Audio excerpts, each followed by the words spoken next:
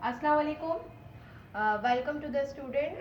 आपको अच्छी तरीके से पता है, चूँकि हमारे पास इस वक्त कोविड की जो सिचुएशन है, इसकी वजह से हमने जो है वो ऑनलाइन क्लासेस को कंडक्ट किया हुआ है। और इसका सबसे पहला बेनिफिट जो है वो एक्चुअली हमने ये रखा है कि student can easily stay at home and study very easier. सही है ना। तो कोर्स आउटलाइन के हवाले से, क्योंकि आपको मालूम है कि एग्ज़ाम्स तो आपको हर हाल में देने ही हैं, ठीक है। लिहाजा हमने इस सिलेबस आउटलाइन को इस तरह से कंसीडर करवाया है कि स्टूडेंट जो है वो आसानी उन तमाम तर लेक्चर से फ़ायदा भी उठा सके। प्लस ये सारी चीज़ें कराने का जो मकसद है ना, सिंपल ये नहीं है कि आप टीचर के रिकॉर्डेड लेक्चर को सिर्फ सुने। सही है। इसमें बताई गई तमाम तर इंफॉर्मेशन, क्योंकि ये इंफॉर्मेटिव वीडियोस भी होती है, सही है ना। ये सिर्फ जस्ट ऐसा नहीं है कि आपने जस्ट सुना और दिमाग से निकाल दिया, नहीं। आपने क्या करना है, इसके हवाले से हम जो भी वर्क आपको देंगे वो पूरा प्लान होगा, ठीक है ना। और उस प्लान वर्क को आपने करना किस तरीके से कि आपने प्रॉपर अपने रजिस्टर्स या नोटबुक तैयार करनी है, ठीक है ना। उसके अंदर जो भी इंफॉर्मेशन, जो भी इंस्ट्रक्शन आपको टीचर एडवाइस करेगा, सही है, आपने उसी तरह से उसके अंदर वर्क को करना है, ठीक है। यानी प्रॉपर वर्क आपका आपकी नोटबुक के अंदर या आपके रजिस्टर के अंदर मौजूद होना चाहिए, जिसकी जब हम सबमिशन डेट देंगे देन आपको वो हमें सबमिट करवाना है। तरीक़ेकार क्या है ये हमने आपको पहले भी बताया था, ठीक है ना। लाइव सेशन के लिए ये है कि पॉसिबल ये है कि हम आपको जूम पे लें। पॉसिबिलिटी ये भी हो सकती है कि हो सकता है कोई लेक्चर में डायरेक्ट वीडियो पे लूँ, ठीक है ना। तो जो भी हमारी इंफॉर्मेशन होगी इस हवाले से, जो भी डिटेल होगी ना, ठीक है, वो हम अपने रिकॉर्डेड लेक्चर में आपको प्रॉपरली गाइड करेंगे। चले बिस्मिल्लाहिर्रहमानिर्रहीम। आज हमारे पास जो सब्जेक्ट है वो जनरल साइंस है, और जनरल साइंस के हवाले से आज का हमने जो लेक्चर नंबर 1 तैयार किया है ना, सबसे पहले देखिए, अब साइंस की बुक में तो बहुत सारे यूनिट्स हैं, सही है ना। तो पहले तो आपको ये पता होना चाहिए कि एक्चुअली साइंस है क्या, ठीक है ना। तो साइंस है क्या, इसके बेसिक्स क्या होते हैं, ठीक है ना। हम साइंटिफिक मेथड्स को किस तरीके से इस्तेमाल कर रहे होते हैं। तो अगर हम साइंस के हवाले से बात करते हैं ना, तो बेसिकली साइंस हमारी है क्या। साइंस जो है ना, जैसे मैंने आपको लिखा हुआ भी है कि बेसिकली साइंस क्या है। Science is a systematic knowledge है which are gain through the observation and experiment, ठीक है ना। किसके थ्रू जो है हमें गेन होती है, ऑब्जर्वेशंस के थ्रू और एक्सपेरिमेंट्स के थ्रू, ठीक है। दो अल्फाज का मैंने इस्तेमाल किया यहाँ पे, ऑब्जर्वेशन एंड देन मैंने यूज किया यहाँ पे एक्सपेरिमेंट, ठीक है ना। अब सवाल ये पैदा होता है कि भाई ऑब्जर्वेशंस क्या है, सही है ना। कि दो वर्ड हमने लिख तो दिए, लेकिन हमें ये भी तो पता होना चाहिए कि भाई ऑब्जर्वेशन किसे कहते हैं और एक्सपेरिमेंट क्या चीज होती है। वो तमाम तर प्रॉब्लम्स, ठीक है ना, जिसे हम अपने सेंसेस से डेवलप करते हैं, this is called the observation. So simply we can say that the problem through his senses is called the observations, ठीक है। अब नेक्स्ट हमारे पास आते हैं एक्सपेरिमेंट। एक्सपेरिमेंट क्या होता है कि वो प्रॉब्लम्स, सही है, जो थ्रू हिज सेंसेस, हमारे सेंसेस से डेवलप होते हैं, हम जब उस पर वर्क करते हैं, ठीक है ना, then you should show us some experiments, सही है। तो एक्सपेरिमेंट्स क्या होते हैं, तजर्बात। ऑब्जर्वेशंस होती है मुशाहिदात, ठीक है ना। तो यहाँ पे क्या होता है कि जब कभी हम बात करते हैं कि भाई साइंस एक्चुअली है क्या, तो साइंस का मतलब हमने निकाल दिया, दो इंपॉर्टेंट वर्ड्स हमने इसको सामने रखे, जिससे हमने इसको कंप्लीट डिटेल ऑर्डर में एक्सप्लेन कर दिया कि ऑब्जर्वेशन और एक्सपेरिमेंट दोनों का मिलाप है, ठीक है, दोनों आपस में मीट करते हैं, तो हमारे पास एक सिस्टमैटिक नॉलेज हमें हासिल होती है, और वो क्या कहलाती है, साइंस, सही है ना। अब यहाँ पे ये कॉन्सेप्ट आपका बिल्कुल क्लियर है। तो अगर आपसे क्वेश्चन एरिया के अराइज किया जाए कि डिफाइन अ साइंस और व्हाट इज अ साइंस, तो आप इसे क्लियरली मेंशन करेंगे कि साइंस एक science is systematic knowledge gain through the observation and experiment. अब एक और बात जहन में आती है, हम कहते हैं ना पीपल राइट समथिंग, लोग कुछ लिखते हैं, तो अब जाहिर है लिखने वाला कौन है, राइटर। इसी तरह से जब यहाँ साइंस के बारे में बात की जा रही है, ठीक है ना, जो ऑब्जर्वेशन कर रहा है, जो एक्सपेरिमेंट्स कर रहा है, ठीक है ना, अब वो भी तो कोई नॉमिनेटिव केस है, वो भी तो कोई हमारे पास कैटेगरी है, ठीक है ना। तो वो नाउन, वो प्रोनाउन एक्चुअली क्या कहलाता है, हमारा साइंटिस्ट कहलाता है, सही है ना, जो वो ये काम करता है। तो साइंटिस्ट बेसिकली क्या होते हैं हमारे पास, a person who adopt studying a science as a career is called a scientist, ठीक है ना, कि वो जो तमाम तर चीज़ें वो इस चीज़ को सामने रख के करता है यार, कि उसे आगे जाके उसका करियर जो है वो यही है कि उसे ऑब्जर्वेशन एक्सपेरिमेंट्स के थ्रू जो एक सिस्टमैटिक नॉलेज देनी है, ठीक है ना, तो वो पर्सन क्या कहलाता है, साइंटिस्ट कहलाता है। अब साइंटिस्ट भी क्या एक सर्विस है, जैसे टीचर होता है ना, वो टीच कर रहा होता है, ठीक है, तो वो टीचिंग क्या है, उसकी सर्विस है, और दे कौन रहा है, टीचर। इसी तरह जो साइंटिस्ट होता है ना, ठीक है ना, वो ऑब्जर्वेशंस पे एक्सपेरिमेंट्स पे काम कर रहा होता है, उसका जो करियर टारगेट होता है, ठीक है ना, वो बेस किस पे करता है, इन्हीं तमाम स्टडी के, साइंस को वो स्टडी कर रहा है, साइंस में वो ऑब्जर्वेशंस कर रहा है, एक्सपेरिमेंट्स कर रहा है, ठीक है ना, तो वो क्या कहलाएगा, साइंटिस्ट कहलाएगा। अब हमने साइंस भी पढ़ लिया, हमने साइंटिस्ट को भी डिस्कस कर लिया, सही है। अब एक और बात जो हमारे जहन में आती है, ठीक है ना, हम बहुत दफा एक चीज का तस्करा करते हैं यार, data, data, what does it mean that, कि डाटा क्या होता है। डाटा क्या है, डाटा ऑब्जर्वेशंस है, सही है ना, जो कलेक्ट की जाती हैं कहाँ से, फ्रॉम द एक्सपेरिमेंट्स। जब हम कोई भी एक्सपेरिमेंटल ऑर्डर पे जाते हैं, अब देखिए एक और बात हमारे जहन में इस वक्त आ रही है, मैंने बात की यहाँ पे एक्सपेरिमेंटल ऑर्डर, तो इट मीन्स दैट कि कोई ऐसा प्लेस होगा जहाँ पे साइंटिस्ट मोर सेफली वर्क कर। अब ऐसा तो नहीं हो सकता ना, कोई केमिकल्स बनाए जा रहे हैं, कोई एसिड बनाया जा रहा है, सही है ना, और उसके लिए आपने अपने जो है वो लिविंग रूम का इंतखाब कर लिया, this is not possible, right. तो उसके लिए ना पर्टिकुलर एक प्लेस होता है, सही है, जहां पर साइंटिस्ट वर्क करते हैं सेफली, और वो क्या कहलाती है, साइंस लेबोरेटरीज, सही है, जहां पर वो साइंटिस्ट बहुत आसानी से, बहुत क्लियरली मूवमेंट में जो है वो वर्क कर रहे होते हैं। तो जैसे मैंने अभी आपको बताया कि बेसिकली डाटा हमारे पास क्या है, डाटा एक ऑब्जर्वेशन है, सही है, जो कलेक्ट की जा रही है कहाँ से, from the different types of experiment, जिस चीज पे आप एक्सपेरिमेंट कर लो। ये तमाम तरह चीजें जब आप प्रैक्टिकली करेंगे तो आप और ज्यादा क्लियर कर पाएंगे, ठीक है ना। अब यहां देखिए मैंने बोर्ड पर कुछ डायग्राम्स शो की हुई है, सही है ना, ये वो तमाम तर एपरेटस है, सही है। वैसे तो और भी बहुत सारे, लेकिन मैंने जनरली यहाँ पे आपको 3 बताए जो कि साइंटिस्ट साइंस लैब में इस्तेमाल कर रहे होते, ठीक है ना, कोई भी रिसर्च, कोई भी एक्सपेरिमेंट करने के लिए। तो देखिए अगर हम फिगर नंबर 1 की तरफ जाते हैं, ठीक है ना, ये हमारा फिगर नंबर 1 है, तो याद करें कि ये जो हमने शेप दी हुई है, सही है, this type of A shape अगर आपको नजर आ रहा है तो ये साइंस लेबोरेटरी के अंदर क्या कहलाता है, बीकर,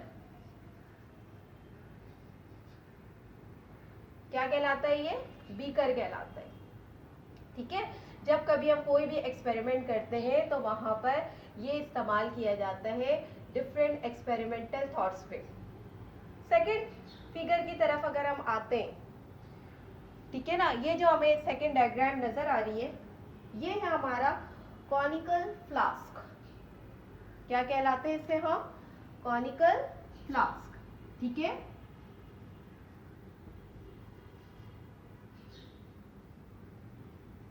कॉनिकल फ्लास्क कहलाता है।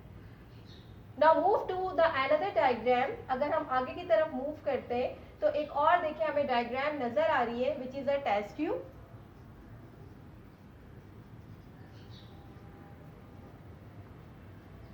ठीक है, ये क्या है, हमारी टेस्ट ट्यूब है। इसके अलावा भी बहुत होते हैं, ठीक है, बहुत सारे ऑपरेटर इस्तेमाल होते हैं, जैसे बेंसन बर्नर इस्तेमाल होता है जब हमें हीट प्रोसेस से जो है वो एक्सपेरिमेंट को आगे करना होता है।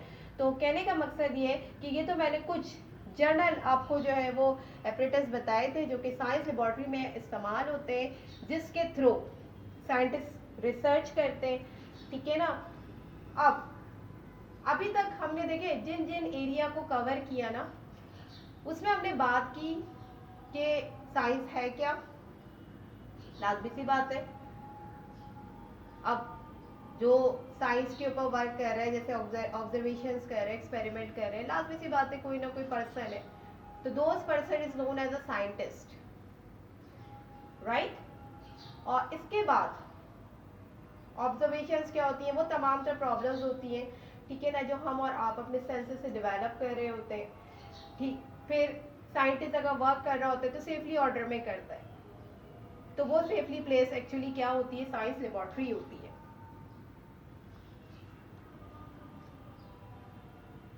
अब हम थोड़ा सा मूव करते हैं नॉलेज एरिया की तरफ, ठीक है ना। जैसे मैंने यहाँ पे दिया हुआ है कि कुछ नॉलेज एरियाज है जो आपकी नॉलेज में होना चाहिए, कि भाई अगर मैंने यहाँ पे मुख्तलिफ साइंटिस्ट के नाम लिखे तो लाजमी सी बात है इनका कोई ना कोई कंट्रीब्यूटर एरियाज होंगे, किसी फील्ड में इन्होंने वर्क किया होगा, कोई तो कोई कंट्रीब्यूशन होगा, सही है ना। तो यहाँ देखिए हमारे पास और भी बहुत सारे साइंटिस्ट हैं, लेकिन हमारे पास कुछ मेजर साइंटिस्ट आपको यहाँ पे नजर आ रहे हैं जो आपके कोर्स आउटलाइन का हिस्सा भी है और इसके बारे में आपको पता भी होना चाहिए। जैसे first one is Jabir bin Hayyan, ठीक है ना, Jabir bin Hayyan, right. Jabir bin Hayyan को फादर ऑफ केमिस्ट्री कहा जाता है। क्या कहते हैं हम, फादर ऑफ केमिस्ट्री। अब हमने यहाँ लिख तो दिया कि father of chemistry, but chemistry क्या है ये भी पता होना चाहिए।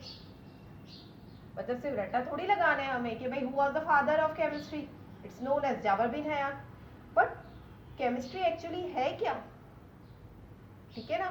तो देखिए मैंने आपको साइंस बताया, मैंने क्या सिस्टमेटिक नॉलेज है, गेन होती है through the observation and through the experiment, ठीक है। तो साइंस के अंदर जब हम इसको क्लासिफाई करते हैं तो हमारे पास we have a different branches और different classes of a science, like chemistry, like physics, like biology. फिर बायोलॉजी को मजीद ड्राइव किया जाता है, जोलॉजी आता है, बॉटनी आता है, ठीक है ना। तो हम जब बेसिक क्लासेस के हवाले से बात करते हैं ना, तो हमारे पास बेसिकली 3 मेजर क्लासेस हैं। नंबर 1 बायोलॉजी, बायो का मतलब होता है लाइफ, ठीक है ना। तो बेसिकली अगर हमसे कहा जाए कि भाई बायोलॉजी क्या होती है, तो ये स्टडी ऑफ लाइफ होती है, ठीक है ना। It is a that type of a science, that branch of a science knowledge totally deals the knowledge about the living organism, ठीक है ना। तो बायोलॉजी के अंदर एक्चुअली हम लाइफ को स्टडी कर रहे होते हैं, लिविंग ऑर्गेनिज्म को ज्यादातर डील करते हैं। फिर हम आते हैं come to the point, chemistry क्या है हमारे पास, ये भी ब्रांच ऑफ साइंस है, ठीक है, इसे उर्दू में इल्म कीमिया कहते हैं।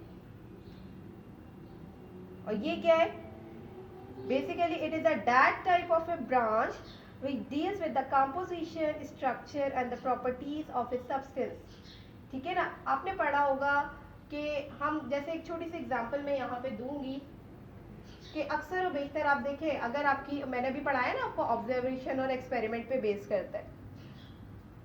आपने ना फैन है, जैसे जो फैन होते हैं, सीलिंग फैंस होते हैं, ठीक है, आपने देखा कि भाई आप बटन ऑन करते हो, पंखा चलना शुरू हो जाता है।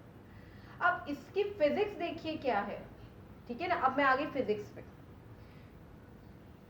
ठीक है। तो हम दोनों चीजों को एक साथ क्लासिफाई करेंगे। तो ये जो फिजिक्स है ना, फिजिक्स, इसका वर्ड एक ग्रीक वर्ड है, ये ड्राइव हुआ है ग्रीक वर्ड से, जिसके जो मफहूम आते हैं ना वो फिजिक्स है, इसका मतलब होता है नेचर। तो फिजिक्स के अंदर बेसिकली ये कंसर्न करती है नेचर को, प्रॉपर्टीज ऑफ मैटर को, एनर्जी को, ठीक है ना। फिजिक्स पढ़ने का जो समझ लें सब्जेक्ट मैटर है ना एक्चुअली, वो क्या है, हम स्टडी ऑफ मैकेनिक्स है, हीट है, लाइट है, साउंड है, ठीक है ना, इन सारी चीज़ों को हम बेसिकली फिजिक्स में स्टडी कर रहे होते हैं। अब जैसे मैंने अभी आपको एग्जांपल दी थी कि फैन है, हमें नज़र आ रहा है भाई कि चल रहा है, मूव कर रहा है।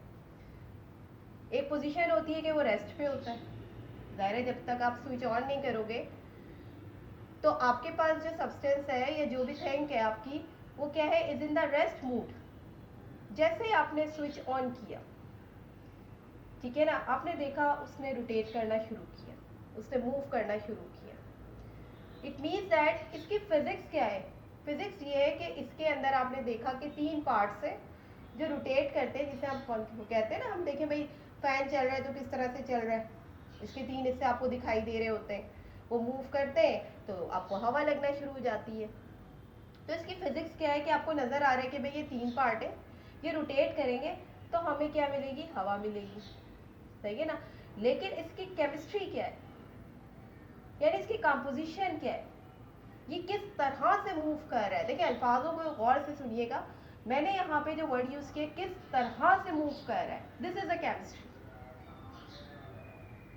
तो जब हम कभी भी साइंस की टेक्निक्स के बारे में और बेसिक्स के बारे में बात कर रहे होते हैं ना, तो हमेशा याद रखिएगा कभी भी आप रट्टे पे ना जाए, आप क्वेश्चनिंग रीजनिंग क्वेश्चन अपने पास रखें। क्वेश्चन जो एरिया होता है ना, वो आपके माइंड को बहुत फ्रेश करता है, आपके कॉन्सेप्ट को क्लियर कर रहा होता है।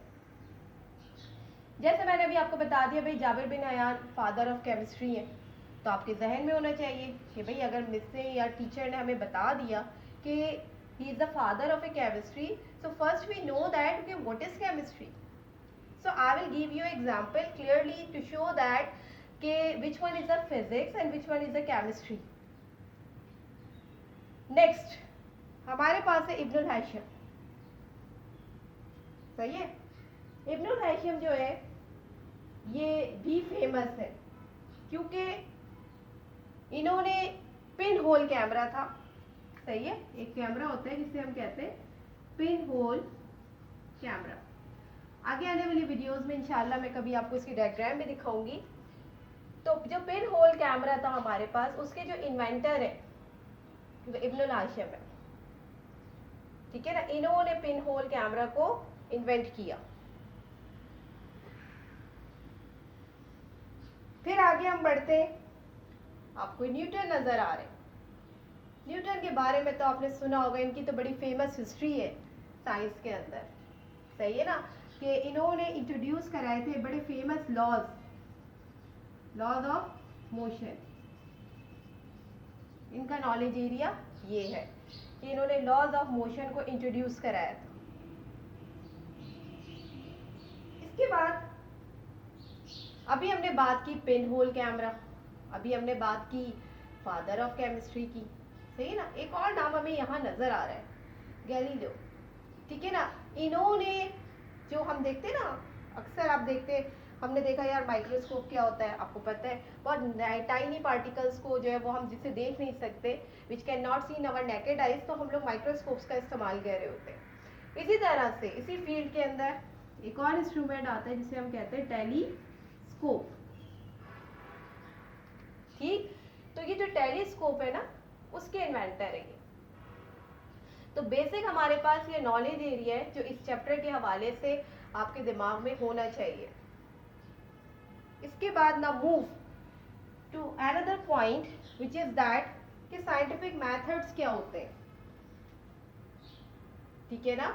हमारे पास जो साइंटिफिक मेथड्स होते हैं ना, वो किस लिए होते हैं, mostly the scientist use the different types of a scientific method to solve the problems, सही है। जब कभी कोई भी प्रॉब्लम्स आती हैं, कोई प्रॉब्लम जेनरेट होती है, ठीक है ना, तो अमूमन साइंटिस्ट जो है ना साइंटिफिक मेथड्स के थ्रू उसको सॉल्व करते हैं। तो यहाँ देखिए मैंने आपको हाईलाइट कराया हुआ है, मैंने आपको यहाँ पे नोट भी कराया हुआ है, वैसे और भी बहुत सारे वेरियस स्टेप्स है, बट हमारे पास जो मेजर स्टेप्स है जो फॉलो किए जाते हैं टू सॉल्व द प्रॉब्लम्स, ठीक है ना, through the scientific method. The first point is that we should be identify the problem. सही है, आइडेंटिफाई कहते हैं कि आप निशानदेही कर दीजिए कि मसला है क्या। ठीक है, अब सवाल देखिए, क्वेश्चन जो होता है ना हमारा, ठीक है ना, the problem is our question, ठीक है ना, एंड वी वांट आंसर। अब हमारे दिमाग में जब बहुत सारे सवालात आते हैं ना, तो हमारी जो वांट होती है वो क्या होती है कि हमें इसका आंसर चाहिए। सही है ना, तो first step the scientific method is that first of all identify the problem, कि भाई मसला क्या है। सही है, मैं देखिए छोटी सी एग्जांपल दूंगी इसकी, अगर आप गौर से सुने। एक एग्जांपल है आपके लिए। अब आप एक बैलून लेके आए, ठीक है ना, अब आप क्या करें, कोशिश में लगे पड़े हुए यार ये किसी तरह से फिल हो जाए, ये फिल होने का नाम नहीं ले रहा। ठीक है ना, तो क्वेश्चन आपके माइंड में क्या हो रहा है कि ये फिल क्यों नहीं हो रहा, ये भर क्यों नहीं रहा। ठीक है ना, then you want a answer, so first you identify the problems, why the balloon has not filled with air, कि क्यों नहीं, इसमें हवा क्यों नहीं भर रही। तो जब ये सवाल आया ना, तो इसका आंसर क्या बना, आपने देखा वाकई बैलून में कोई ऐसी जगह है जहां से वो इस एयर को क्या कर रहा है, अंदर रहने नहीं दे रहा बल्कि बाहर कर रहा है, जिसकी वजह से वो फिल नहीं हो पा रहा। तो साइंटिफिक मेथड्स में भी ये है कि first of all should identify the problems. ठीक है ना, और प्रॉब्लम्स हमारी बेस करती है हमारे क्वेश्चन एरिया पे, और क्वेश्चन का हमेशा हमें आंसर चाहिए होता है। The next is that making the observation. Observations क्या है, मुशाहिदात। ठीक है ना, observations are anything we notice about the problem. अब कोई भी प्रॉब्लम आया ना, प्रॉब्लम से क्वेश्चन रेज हुआ, अब आपको आंसर चाहिए। अब आप ऑब्जर्वेशन आपने क्या करी, आपने उसको चेक किया और आपने देखा कोई तो मसला है कि ये बैलून हमारा फिल नहीं हो पा रहा। ठीक है ना, तो आपने उस पर ऑब्जर्वेशंस की। ठीक है ना, दिस इज द ऑब्जर्वेशंस। तो आपको पॉइंट आउट हो गया कि actually this is the problem, right. तो सेकंड होता है, दूसरा स्टेप है साइंटिफिक मेथड का, we should be sure to make the observations. The next point is that state the hypothesis. Hypothesis कहते हैं किससे, फर्ज कर लेना, मफरूजात। ठीक है ना, assumptions एरिया, ये पॉसिबल आंसर्स होते हैं किसी भी प्रॉब्लम्स के। ठीक है ना, तो it is a possible answer to the given problem. अब कोई भी मसला आ रहा है तो हम सोचते हैं यार ये भी इसका आंसर, ये भी हो सकता है। अब हम क्या करते हैं, अब देखें ना, इंसान हमेशा अपने दिमाग को, अपनी मेंटालिटी को इस्तेमाल कर रहा होता है। अब जो एग्जाम्पल है उसी को मैं आगे एक्सटेंड करती हूँ कि हमें प्रॉब्लम्स हमारे जहन में आया, भाई ये बैलून था मेरा और ये फिल नहीं हो रहा। ठीक है ना, जब फिल होगा तो ये हवा में भी होगा। ठीक है ना, जब तक इसमें हवा नहीं भरेगी तब तक तो ये बिल्कुल बेकार है। फिर आपने ये देखा कि भाई इसमें हवा भर क्यों नहीं रही। सही है ना, फिर आपने ऑब्जर्वेशन देखा कि हो सकता है कि कहीं से क्या हो, कहीं इसमें होल हो। ठीक है ना, जो कि हवा को उसके अंदर स्टे नहीं करा पा रहा। फिर क्या करेंगे, आप फर्ज कर लेंगे, उसकी हाइपोथेसिस करेंगे। आप क्या हाइपोथेसाइज करोगे उसे, आप ना जगह जगह से उसे देखोगे, कभी आप वहां पे कुछ टेप लगाने की कोशिश करोगे। ठीक है ना, एक्चुअली मोटिव आपका क्या होगा कि ये जो प्रॉब्लम है ना, ये जो क्वेश्चन आपके माइंड में आया, इसका आपको आंसर चाहिए। फिर इसके बाद जो नेक्स्ट ऑर्डर हमारे पास आया, सही है ना, वो देखिए कलेक्ट द डेटा। अब ऑब्जर्वेशंस भी आ गई, उस ऑब्जर्वेशन से ना, यानी from the observation and the experiment. अब ऑब्जर्वेशन आपने कर ली, आपने देखा हाँ भाई इसमें तो मुझे नजर आ रहा है कि भाई यहाँ पर तो एक सुराख है। ठीक है ना, जिसकी वजह से एयर वहां पे स्टे नहीं कर पा रही। आपने क्या किया, उसको बंद करने के लिए कोई ना कोई वर्क किया, वर्क मीन्स एक्सपेरिमेंट। ठीक है ना, आपने उसे बंद करने के लिए आपने टेप लगा दिया या उस पर आपने कुछ भी लगा दिया ताकि वो होल उसका बिल्कुल बंद हो जाए। तो एक्चुअली आपने उस ऑब्जर्वेशंस पे वर्क किया, दिस इज द एक्सपेरिमेंट। ठीक है ना, that should be from the observations and the experiment data is be collected. Now अब डाटा कलेक्ट हो गया, we study the data. It is to decide what the information data provide. अब आप ये फैसला करेंगे कि एक्चुअली ये सारा कुछ करने के बाद जो डाटा मेरे पास आया है, सही है ना, जो मैंने अखज़ किया, जो मैंने निकाला कि भाई मैंने ये ऑब्जर्व किया, इसके बाद मैंने इसके ऊपर ये किया, तो अब इससे क्या मेरे पास ये जो चीज़ें कलेक्ट हुई हैं एक्चुअली ये क्या बताती हैं, then you should be move to makes a conclusions. ठीक है ना, फिर आप मूव कर जाते हैं कहाँ पर, कॉन्क्लूजन्स की तरफ, एंडिंग की तरफ। It is a decide whether or by the hypothesis is correct. फिर आप ये फाइनली डिसीजन लेते हैं कि वाकई हम क्यों कामयाब नहीं हो रहे थे, हम इसलिए कामयाब नहीं हो रहे थे क्योंकि इसका प्रॉब्लम ये था कि इसमें कहीं ना कहीं होल था। ठीक है ना, ये डाटा आपने कलेक्ट किया ऑब्जर्वेशन और एक्सपेरिमेंट के थ्रू, फिर आप फाइनल डिसीजन से कंक्लूड किया कि ये जो हाइपोथेसिस हमने किया था, ये जो हमने फर्ज किया था, ये क्या था, इज करेक्ट। तो इसी तरह से जैसे मैंने आपको एक जनरल एग्जांपल दी, ठीक है ना, आप भी कोई another example to show the various steps of a scientific method, give the another example। जैसे मैंने यहाँ पे एक बैलून की एग्जांपल ले ली है, सही है ना, आपने क्या करना है, किसी और की जो फर्स्ट होमवर्क असाइनमेंट क्वेश्चन हमने आपको दिया है, ठीक है ना, वो ये है steps of scientific method with another example. मैंने आपको यहाँ पे बैलून की एग्जांपल दी है, सही है ना, आपने किसी और की एग्जांपल लेना है, ठीक है ना, और उससे इन तमाम तर चीज़ों को आपने आइडेंटिफाई, जिस तरह से मैंने, जिस ऑर्डर में, जिस तरह से एक्सप्लेनेशन मैंने आपको दी है ना, आपने भी उसको उसी ऑर्डर के अंदर एक्सप्लेन करना है। ठीक है, कि एक दफ़ा रिपीट कर रहे हैं कि we have a example of a balloon.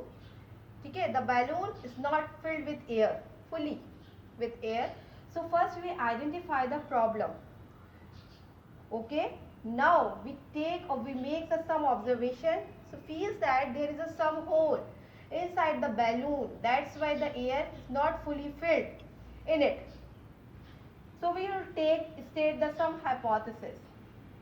ठीक है ना, we should be tape the hole, stick the hole, ठीक है ना, then after collecting the data and the data must be studied that, ठीक है, the data, the summation of all the details will be concluded, the take the decision, finally take the decision is that the on the balloon there is a hole inside it, that's why the air is not fully in it, the solution is that to stitch or to tape the hole। ठीक है ना, so this is the example। आपका homework क्या है, ठीक है ना, give the steps of a scientific method with another example। आपने एक और एग्जाम्पल के थ्रू, जिस तरह आपको टीचर ने रिकॉर्डेड लेक्चर में, अगर आपको समझ नहीं आता ना तो आप इस रिकॉर्डिंग को बार बार सुने, जब आप बार बार सुनेंगे ना तो ये आपके माइंड में क्लियर होगी, आपको पता लग जाएगा कि बेसिकली इसका जो कॉन्सेप्ट है वो क्या है। ठीक है, लेकिन आपने ये काम ज़रूर करना है, जब तक आप अपने आप को मेंटली तौर पर किसी चीज़ के साथ इंटरेस्ट अपना शो नहीं करोगे ना, उस वक्त तक आप कभी भी उस चीज़ के बारे में बहुत अच्छी तरह से डिटेल मालूम कर ही नहीं सकते, राइट।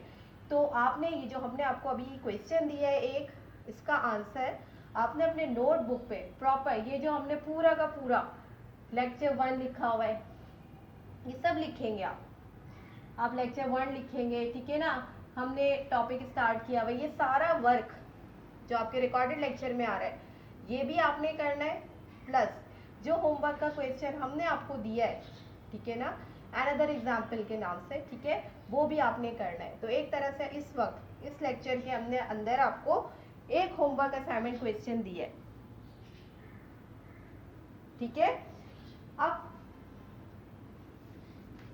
इसके आगे हम देखेंगे कि कंट्रीब्यूशन क्या हुई, मेजर कंट्रीब्यूशंस क्या थी, ठीक है ना, कौन कौन से जो हमारे पास साइंटिस्ट थे, मुस्लिम साइंटिस्ट भी थे, इंग्लिश साइंटिस्ट भी थे। Now come to the another lecture, so I will summarise this lecture। So in this lecture we have only given you a one homework question, ठीक है ना, we should be explained very well। Now I will conclude these all my lecture। So first of all I will define science is a systematic knowledge which are gained through the observations and experiment। Now the observations are the problems through his senses and the experiment we should be done। after resulting observations. After all, we also discussing about a safety place where the scientist, and who is a scientist? A scientist is a person, ठीक है ना, who want to career to research in a science. The scientists research a work in a safely placed order and which is known as a science laboratory. In this lecture, we are also discussing three major apparatus which are used in a science laboratory known beaker, conical flask and a test tube. And also we are discussing about the some knowledge areas like the father of chemistry, the inventor of pinhole camera and the telescope. You should be reminded in your mind, become a part of your MCQs order. So keep in your mind all the information. Okay na? Then I will give you one homework question. Hopefully you will do in your lecture copy or in your notebook. Okay, very well. Hopefully you must be understand all the thing and give me a very good response. Inshallah we'll be meeting on your next lecture. Jazakallah.